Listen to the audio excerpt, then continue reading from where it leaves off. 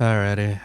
I'm not sure this guy deserves his own video. After all, he's very straightforward to use. At least, should be. He is a charge unit, doesn't have any extreme gimmicks, builds, and burns charge at a decent enough clip. Honestly, it's like making use of a high-speed, high-power silverback gorilla at times. You already know what you're in for. That said, welcome to the stage, LCE Dimension Shredder Yi Sang.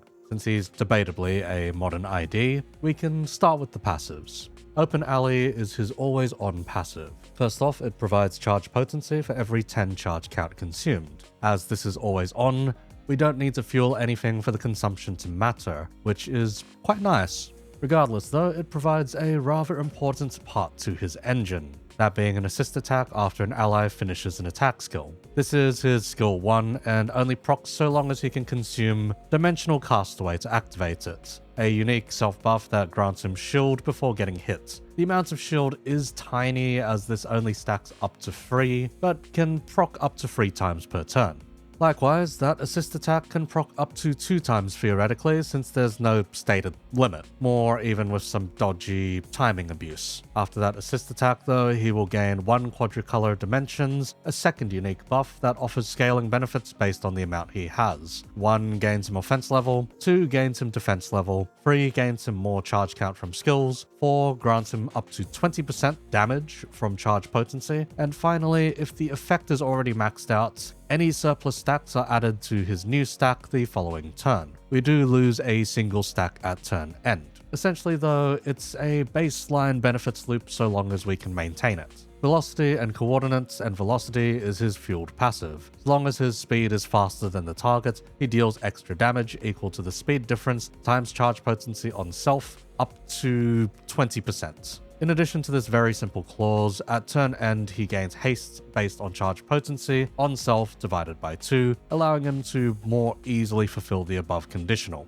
Anyhow, while the above does indeed wrap up his passives, it's actually quite a few engines in one, at least if you want peak performance out of the fella. Charge is the most obvious engine. Most of his skills, as we'll see, want to consume it for benefits, as well as utilize potency to power his passive damage bonuses and haste. Next is Dimensional Castaway. Getting this is a little more troublesome, but offers far more than defensive buffs. By enabling skill 1 assist attacks, it does mean he can gain and consume charge a fair bit faster and more consistently. He has no problems ramping up his charge aggressively, and no issues burning it either, thanks to this. Finally, Quadricolor Dimensions is the payout of keeping these engines healthy, but also acts to refuel the charge engine more efficiently. All that to say, charge still remains the core engine, but these 2 side engines act some much needed quality of life. That said, keeping all these engines fueled is a bit of a headache, at least outside of the pure charge section. Let's get to his base skills then, shall we? Starting out, let's hit that defense skill first this time, since without this thing, a good chunk of his kit would actually fall apart. Sidestep is an evade that offers a stupid amount of benefits on combat start, all of these bonuses acting to kickstart his engines. Rather, there are 4 combat start conditionals. First is charge barrier equal to charge potency on self. Reminder that charge barrier acts as a battery for charge if it manages to stick. Since this is an evade, ideally we won't get hit and thus gain some extra charge through this conditional. Next is 1 gain of both of his other 2 engines, those being Dimensional Castaway and Quadricolor Dimensions. With 3 or more potency, he gains 1 more stack of those effects to boot. This is a huge part of the kickstart, as we'll be seeing soon. Only the skill 3 can provide Dimensional Castaway otherwise. Making careful use of this becomes real important. Beyond there, we're looking at a boost to charge counts so long as we're under 7 charge counts. To get this boost, we sacrifice the difference between our charge count and 7 as HP percentage to gain up to 7. Genuinely, all of the above is a maddening amount of bonuses just for slotting this skill at all. Now, there's one more effect here, arguably a bit of a side grade depending on how you slice it, since rather than boosting charge, it consumes it. At 15 or more charge counts, up to 10 charge can be consumed to heal based on charge count consumed, and also gain haste based on the amount of charge consumed. That being counts divided by 3 for up to 3 haste. Now this does let us blast through counts for some nice enough benefits, but also in consuming allows us to gain potency to boot. Overall, this defense skill is probably the real source of this ID. This is basically locked in as your turn 1 outside of maybe the mirror dungeon, and even then you want your dimensional castaway stacked. It's bloody maddening. Moving along, skill 1, dimensional slice. This is his skill 1 and is a single coiner. It gains final power for... is that a fucking triple status? Well, not exactly, but also yes it is. It's charge count on self, rupture, and dimensional rift on target. Reminder that Dimensional Rift is a unique debuff that in past was only applied by Dimensional Shredder E.G.Os. While we can apply it through some of his other skills, yeah, the timing is awkward as hell. What I'm saying is outside of very specific circumstances, we're never getting final power from Dimensional Rift. That said, this is one of those specific circumstances. Consistently, Dimension Slice will count Dimensional Rift for whenever you get it off with an assist attack. Moving along though, this can consume charge counts for coin power, which is nice. The one coin within gains charge count, inflicts rupture, and has a bloody coin reuse. This means it does the above effects again. On a turn with enough dimensional castaway, you get to reuse the coin, but without charge gain.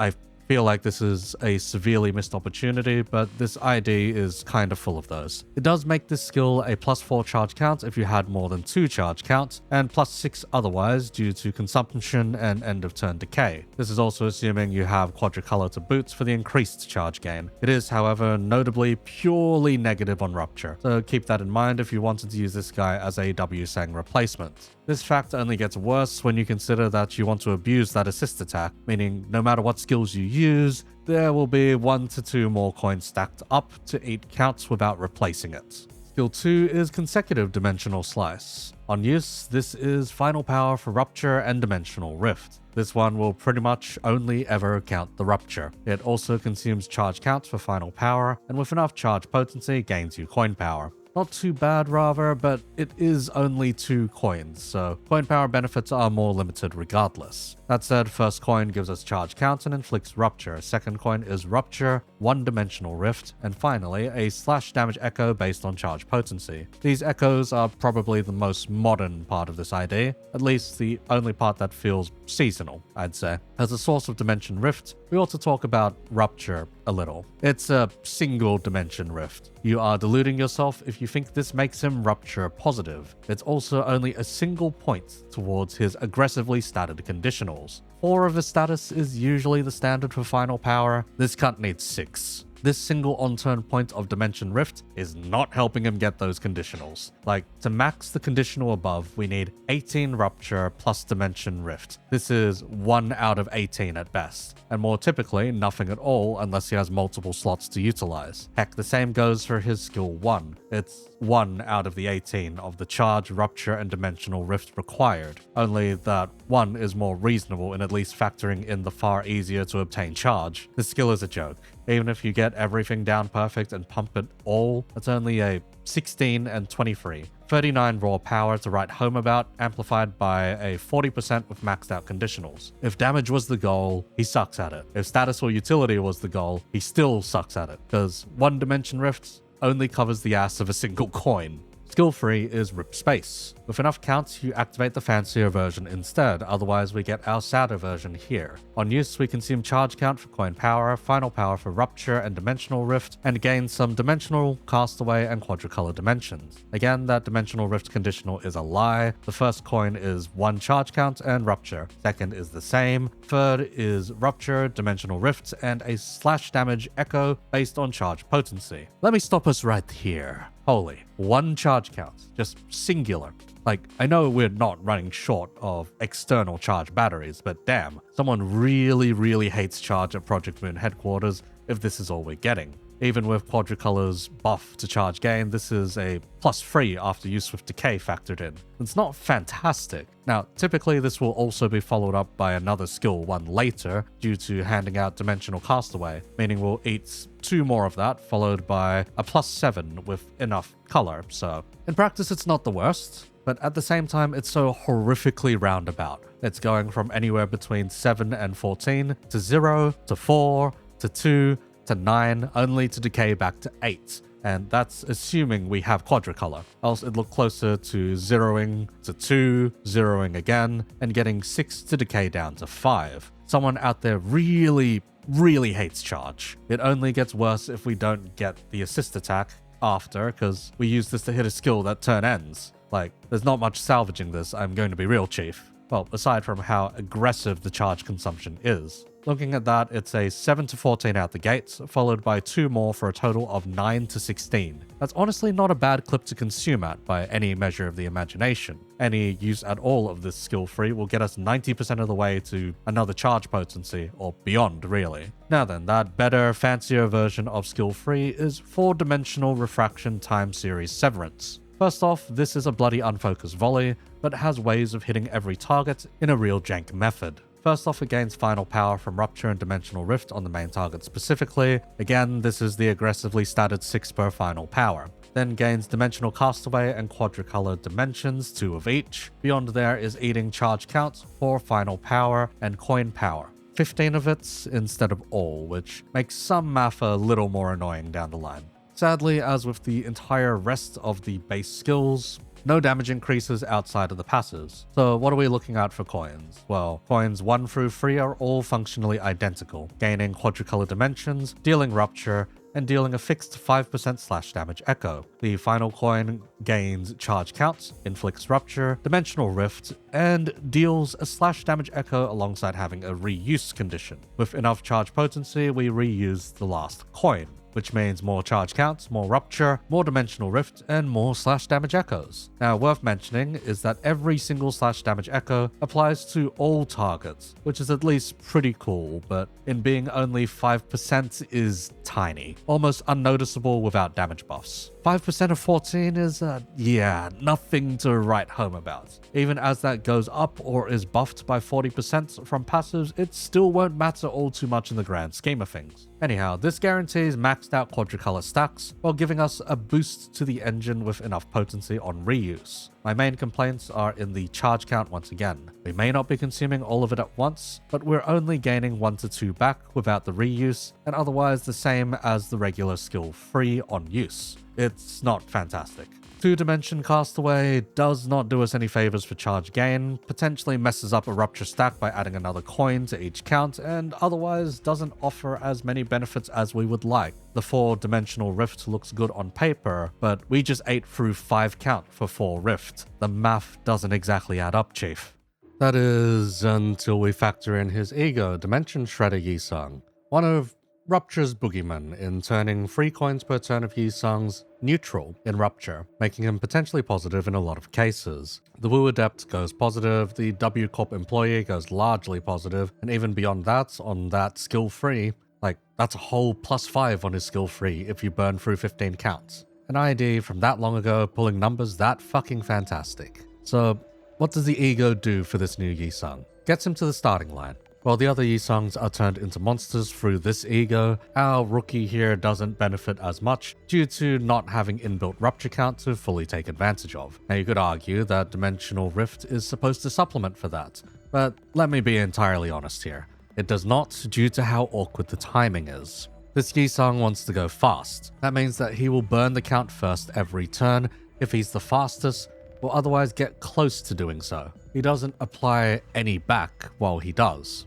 With the E.G.O, 3 of his coins per turn will go neutral, but the problem then comes with how many coins he outputs. Without Dimensional Castaway, the E.G.O lets him go neutral on his skill 1, 2, and 3 quite normally.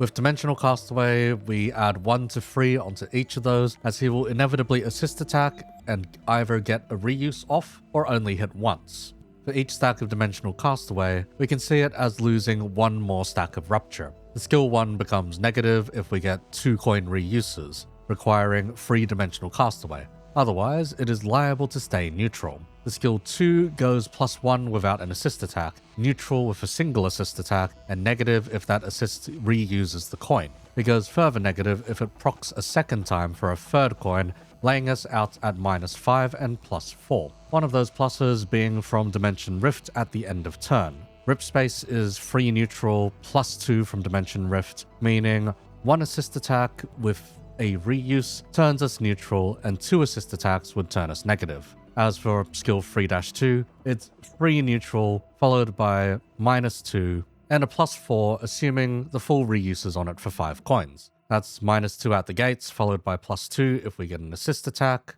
-1 more if we get a second. Free -2, +4, -2, -3. So despite what may look like a +7 in getting free count from Dimension Shredder's passive into the 4-dimensional Rupture stacks, it then goes up to -8 from the sheer number of coins he can output. This is a far cry from the positive nature of the aforementioned IDs, making Dimension Shredder Yi-Sung into a greedy motherfucker. That said, it is still potentially 8 coins of Rupture output, so in some cases, this may be the goal. The unfortunate thing is 2 Yi-Sungs mentioned above are some of the very best Rupture count maintainers, whereas this one is more geared towards cashing it out rather aggressively. To add insult to injury, the other 2 have sloth in their skills, meaning they can actually contribute to fueling this ego. This new fella does not. In fact, he only contributes towards the gluttony, of which there is ample amounts in Rupture already to begin with. This makes him exceedingly annoying to play around compared to his 2 alternatives. What I want to say, basically, is that if you wanted to grab this guy for Rupture at all, don't. We need more count to accommodate for his greed, and the ego resources required are a certain kind of screaming. As for other egos, I'd be liable to say there aren't any worth considering. Crow's Eye may be tempting, but that can actually sabotage you pretty badly since it slows him down if he somehow gets hit. Honestly though, I suppose we can try to make him work. At least as a charged duo with some levels of Rupture. We can fuck around and find out at least. Bring some really weird synergies out. So let's say there's going to be an odd duo and Hey Slop to get all of this functioning. We are going to need some very Rupture count healthy allies to tie it all together, and ideally some ways of gaining haste beyond the aforementioned few. I'll see if I can't be brief with a few of these. For starters is his best partner in aight Gregor. While this fella isn't exactly the most Rupture count healthy, going largely negative on all of his skills, he provides us one of the very best charge batteries at no severe cost to ourselves. Important to note that since he goes negative on just about everything, consider mixing in his defensive skill on turns where the count may get a bit unstable. For egos on this fella, we're mainly looking at AADD or Solemn Lament. AADD works as a weird way of keeping Rupture count healthy through Gloom skill abuse, whereas Solemn Lament acts as a quick 8 Rupture counts payout if we want the fella to cash out. Lantern Dawn is next. While usually overlooked in favor of more Heisho, I reckon she has a solid enough use case here in stemming up the Rupture counts and saving it from complete and total death. If you're more comfortable playing with the Heisho, you can skip over her. Otherwise, she does get a decent amount of usage out of one specific ego as well, that being Red Sheets. It's a quick burst of damage, followed by some Rupture count, healthy application, worth abusing from time to time, and a good enough reason to include a Don of some kind in a composition. Funny enough, by including her, you also get AADD Gregor's passive to proc, offering a +1 offense level to Gregor, Don, and Yi-Sung. Now comes the inevitable Heisho pack. We have Roshu, Faust, and Otis. You can replace Otis or Roshu based on the fight. If there's no way to go unopposed, or if clashing is de-incentivized, you can drop either of them accordingly. Faust is a mainstay, on the other hand, due to sheer levels of power and application. To make use of all of these, you want to stagger out their skill freeze in order to maintain Death-Right haste on target. At 10 or more speed, you'll be able to get through a more healthier Rupture stack count. Since this Yi-Sung wants to go fast as well, with enough haste he can also pop the Death Rights too. It does help offset his consumption, which is nice, but these fellas also want to pop it as well, so you'll need to more carefully stagger out those Death Rights. In addition, Faust carries Death Right Fissure, that of which allows for bind application. This helps Yi-Sung get that speed advantage and thus get more and more damage stacked on top. In the way of egos, each of them have an important one to potentially contribute. Roshu is of least consequence. Red Eyes allows her to get some bind off, to keep enemy speed low, and thus allow Yi-Sung to keep up. Command Meltdown on Faust is solid enough, perhaps a lasso if you're feeling more spicy. Otherwise, Ebony Stem on Otis is essentially her equivalent of Yi-Sung's Dimension Shredder, just with the same unfortunate timing on that count application. It also of course inflicts bind by the passive, which is majorly useful. Now importantly, these fellas are our source of sloth in both Faust and Otis specifically. We will be needing to pull out their skill 1s from time to time in order to make anything work really. Of course, inevitably comes Lord Hongers. We could make use of him for some swap-based jank if one really wants, but with how count-hungry this whole affair is, we're better off not doing so in a few cases. At least, not as aggressively swapping as the chicken engine. We can abuse his swap on turn 1 for some extra sloth. Heck, we can get all of our sloth in one go that way if we double slot skill 1s and abuse the keen claw for one more. But that's a tad inefficient for a number of reasons. Regardless, his rupture isn't perfect and can go quite negative. It's just on turns where he can bullshit out an Otis skill 1 or any skill 3 from the mouse, he turbos up that rupture stack quite well. If he can get at least a skill 3 off with Otis, a bunch of his skills become far more rupture healthy. That skill 2 can't really be saved in that regard though. In terms of E.G.Os, Hongers brings a few nice ones with him. Lasso lets him turbo up rupture plans significantly. It's quite a lot more than you may expect if you get it up and going. Dimension Shredder also allows him to apply some Dimension Rift for Yi-Sang to abuse, but only 4 on turn. This will only matter if he's faster than Yi-Sang, which, in all honesty, with enough Heisho, he can be at times. The more you include, the more whack his baseline becomes, capping out at 13 max speed and 6 minimum speed just for bringing 6 of them with him. He can bring that many if we really want to just fill our backup slots with them.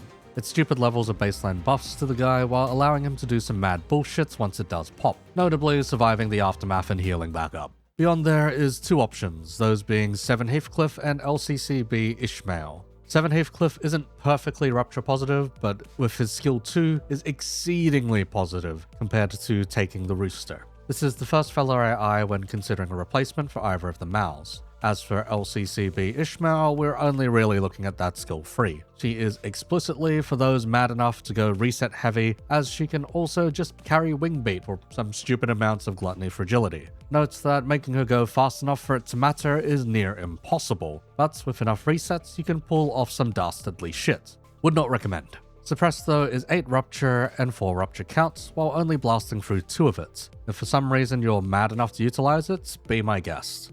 Otherwise, we're mainly looking at some backline option.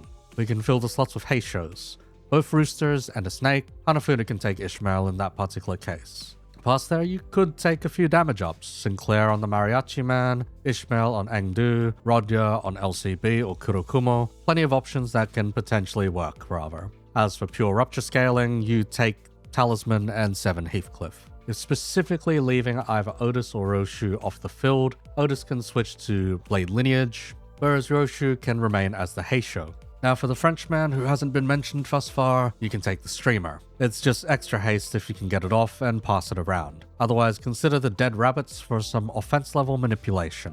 All in all, plenty of options from all manner of seasons for the back line here. As for play patterns, it's quite straightforward. Deploy as such to ensure that Yi-Sang is getting the most out of the charge battery that is Gregor. Gregor can also hold on to some as needs must. Beyond there, we're looking to slot based on support passive priorities. Reminder that earlier in deployment order is used to break speed ties. If taking Heishos in the back, remember to have them deployed as backup for Hongers to take full advantage of.